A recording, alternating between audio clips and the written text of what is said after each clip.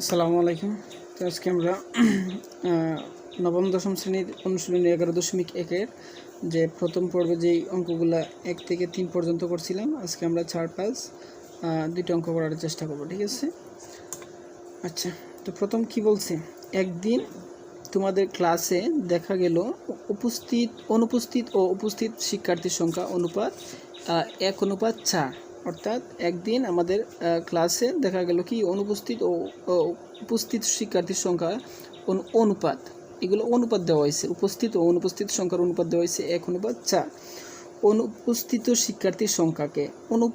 শিক্ষার্থীর সংখ্যাকে আমাদেরকে বলছে মোট শিক্ষার্থীর সংখ্যা শতকরায় প্রকাশ করা। অর্থাৎ মোট যে শিক্ষার্থী পাবো তার ক্ষেত্রে যে অনুপস্থিত যারা ছিল তাদেরকে আমরা শতকরা প্রকাশ করতে। ঠিক আছে, আমাদেরকে অনুপাত কথাটা কিন্তু বলে দিচ্ছে, তাহলে অনুপাত আগে আমাদেরকে প্রকাশ করতে হবে। তাহলে আগে আমাদেরকে অনুপাত বের করতে হবে, তাই না? ওকে, তো 4 নাম্বারটা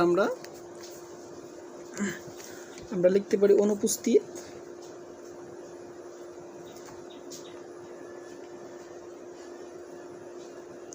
অনুপাত কি উপস্থিত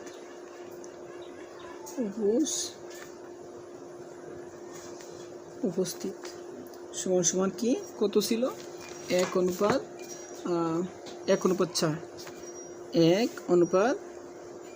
ছিল। ঠিক আছে, তো দড়ি আমরা একটা সংখ্যা ধরে নিব, যেহেতু আমরা গত পর্বে একটা অঙ্ক করছিলাম সি। তো এখানে বলে দিছে কি যে অনুপাত যে ছিল কিন্তু অনুপস্থিত শিক্ষার্থীর সংখ্যা, তাহলে আমাদেরকে আগে সংখ্যা বের করতে হবে, তাই না? সংখ্যা একটা ধরতে হবে, তাহলে আমরা সংখ্যাটা একটা চলক ধরে নেব। তাহলে ধরি অনুপস্থিত সংখ্যা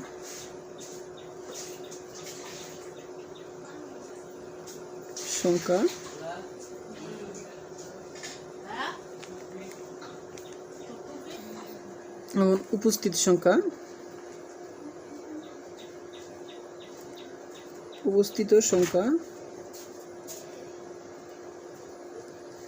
এইখানে x দেওয়ার মানে হচ্ছে কি যে এখানে একটা, ঠিক আছে, আর প্রথম অনুপাত হচ্ছে 1 আর দ্বিতীয় অনুপাত হচ্ছে 4।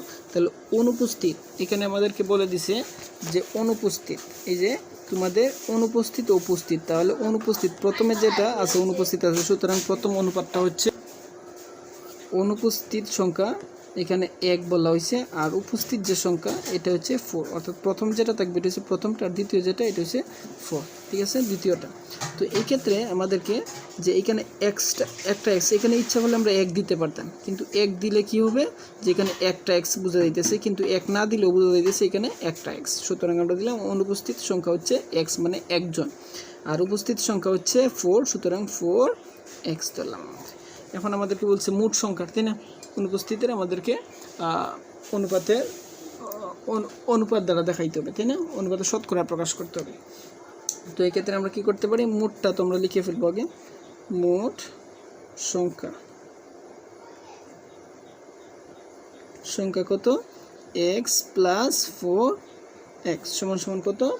5x। এই যে আমরা মোট সংখ্যা বের করে ফেললাম। এরপরে আমাদের কি বলছে এখানে যে অনুপস্থিত শিক্ষার্থীর সংখ্যাকে মোট শিক্ষার্থীর সংখ্যার শতকরা প্রকাশ করতে হবে। ঠিক আছে, অনুপস্থিত শিক্ষার্থীর সংখ্যাকে, বাকিগুলো কিন্তু কমপ্লিট, এটা আমাদেরকে প্রমাণ করতে পারলেই শেষ। অনুপস্থিত শিক্ষার্থীর সংখ্যাকে, অনুপস্থিত যে শিক্ষার্থী একজন পাইছি আমরা, মোট শিক্ষার্থীর সংখ্যার দ্বারা শতকরা প্রকাশ করবো। শতকরা বলতে 100 আর কি, 100 দ্বারা আমরা প্রকাশ করতে হবে। ঠিক আছে, তো আমরা লিখতে পারি সুতরাং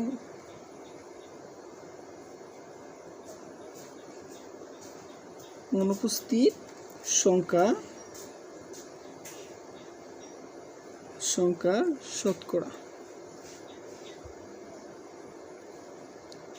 শতকরা কি বলতো বলছে মোট শিক্ষার্থী, এই যে অনুপস্থিত শিক্ষার্থীর সংখ্যাকে মোট শিক্ষার্থীর সংখ্যা, তাহলে মোট কত পাইলাম আমরা?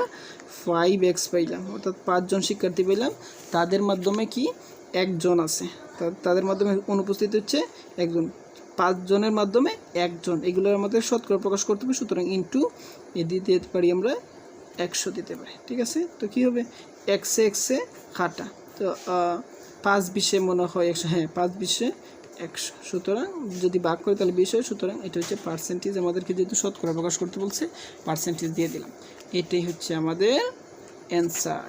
ঠিক আছে, একবারে ইজি বসে। পরের অঙ্কটা আমরা একটু দেখে নিই। পরের অঙ্ক কী বলছে, একদিন তোমাদের ক্লাসে দেখা গেল, সরি এটা না, এটা তো করলাম। একটি দ্রব্য ক্রয় করে 28% ক্ষতিতে বিক্রয় করা হয়। একটি দ্রব্য ক্রয় করে, অর্থাৎ কোনো একটি পণ্য আমরা কী করলাম, দ্রব্য জিনিস আমরা ক্রয় করলাম, কিনলাম আর কি, আমরা কিনে আনলাম, আবার এটার বিক্রি করলাম, 28% ক্ষতিতে বিক্রয় করা হলো। বিক্রয় মূল্য ক্রয় মূল্য অনুপাত নির্ণয় করো। এখন এখানে কিন্তু আমাদের ক্রয় করে বিক্রয় মূল্য কী করছি, একটি দ্রব্য ক্রয় করে, একটি দ্রব্য যে ক্রয় করলাম অর্থাৎ কিনলাম, আমি কত টাকা দিয়ে কিনছি এটা কিন্তু আমাদের এখানে নাই। ঠিক আছে, তো এটা আমাদেরকে আগে বের করতে হবে, তারপরে বিক্রয় মূল্য ক্রয় মূল্য আমাদেরকে অনুপাত নির্ণয় করতে হবে। তাহলে যেহেতু এইখানে আমাদের যে ক্রয় মূল্য কত দিয়ে কিনছি এটা যেহেতু নাই, সেহেতু আমরা ধরে নিতে পারি 5 নম্বর, দড়ি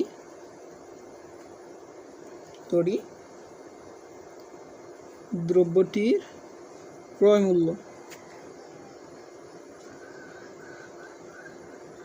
কত টাকা, 100 টাকা ধরি আমরা। ঠিক আছে, 100 টাকা আমরা ধরে নিলাম ক্রয় মূল্য। তাহলে এখানে কত বলছে, ক্রয় মূল্য 100 টাকা যদি হয়, আমাদেরকে 28% ক্ষতিতে বিক্রয় করা হবে। তাহলে 28% আমাদের কী হবে, ক্ষতিতে বিক্রয়। তাহলে বিক্রয় মূল্য কত হবে, বিক্রয় মূল্য সমান 28% ক্ষতিতে যেহেতু বিক্রয় করেছে, সুতরাং 100 মাইনাস কত, 28 হবে টাকা। তাহলে কত থাকে, 100 থেকে 28 যদি চলে যায় তাহলে থাকে কত, 72 টাকা। ঠিক আছে, 72 টাকা। এই যে আমরা বিক্রয় মূল্য কত, দ্রব্যটি ক্রয় করলাম কত, 100 টাকা, এবং বিক্রয় মূল্য কত পাইলাম আমরা, 72 টাকা পাইছি। এখন আমাদেরকে বলছে এগুলোর অনুপাত বের করতে, অর্থাৎ আমাদেরকে কি বলছিল আমাদেরকে, যে বিক্রয় মূল্য ক্রয় মূল্যর অনুপাত। বিক্রয় মূল্য পাইলাম আমরা এবং ক্রয় মূল্য পেয়ে গেলাম। তাহলে আমরা লিখতে পারি বিক্রয় মূল্যের অনুপাত, এভাবে না, বিক্রয় মূল্য অনুপাত কত, ক্রয় মূল্য।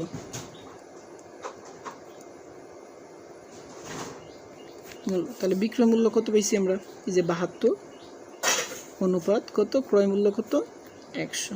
এটারে আমরা প্রথমেই আমি বলছিলাম যে আমরা অনুপাত্রে আমরা ছোটো করার চেষ্টা করব, কারণ অনুপাত্রে যত ছোটো করা যায় ততই আর কি ভালো আর কি। অনুপাতের সবসময় ছোটো করার চেষ্টা করতে হবে। তো এখানে আমরা এটারে ভাগ করে কত দ্বারা করা যায়, 4 দ্বারা যদি আমরা ভাগ করি, 18 দ্বারা ভাগ করা যায়। আবার অনুপাত, আবার 4 20 4 25 100, এখানে আমরা 25 দিতে পারি। সুতরাং এটাই হচ্ছে আমাদের অ্যান্সার। ইনশাল্লাহ পরবর্তী কোনো ভিডিওতে আবার দেখা হবে। সে পর্যন্ত ভালো থাকো, আল্লাহ হাফেজ।